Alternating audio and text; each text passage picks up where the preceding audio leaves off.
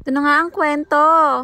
Naisipan ko naman magluto ng kare-kare ngayon. Ito kasi yung cravings ko, 1 linggo na yata. Buti na lang sinipag ako magluto ngayon. Oy, di mo din sure. Baka di ako yung nagluluto dyan. Wala naman sa requirements ni Papa Meta kung ikaw pa ba yan o hindi. Basta ang mahalaga, video mo yan. Di mo kinopya kung kanino man. Daming utos sa atin, ayaw naman magpasweldo. Ay, wala kayong nadinig. Baka mapalo ako. Magigisa na nga lang ako dito ng sibuyas.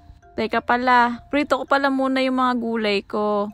Una, pinrito ko muna yung talong. Tapos kaunting laga ko'y pechay. O, ayan na sila ngayon. Pasensya kayo sa gulay ko, yan lang ang available. Di mo din sure baka yan lang ang gusto ko. Inulit ko lang pala yung pagigisa ng sibuyas dito. Hiniwa ko lang naman yung sibuyas tapos nilagay ko sa mainit na kawali. Syempre, may mantika din yung kawali, ha?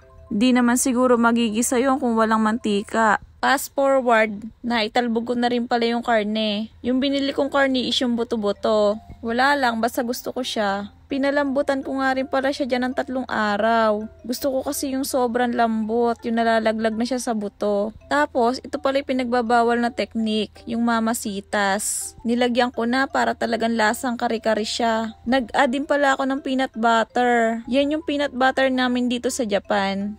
Nung pinaghalo-halo ko silang lahat, ganyan naman yung naging itsura. Kala ko nga kaldereta siya. Lalagyan ko na nga lang sana ng patatas saka carrots. Pero joke lang yon. Tinapings ko na rin pala yung talong, saka yung pechay. Siguro naman mukhang kare-kare na yan sa paningin nyo. Kahit na konti lang ang gulay niyan. Super sarap yan, kasi nga pinaghirapan ko. Char. Pinaghirapan ko lang naman niya i-video kahit ulam yan ng kapitbahay ko. Nakitikim na nga din pala ako nung pagkaluto. No choice na siya kasi nga nakatingin ako nung kumakain siya. Paawa, ipek. Baka maniwala rin kayo, mababait ang tao dito. Kasing bait ko. Kasing ganda ko rin. Char. Nagkakautuan na lang tayo. Yun lang po. Babu.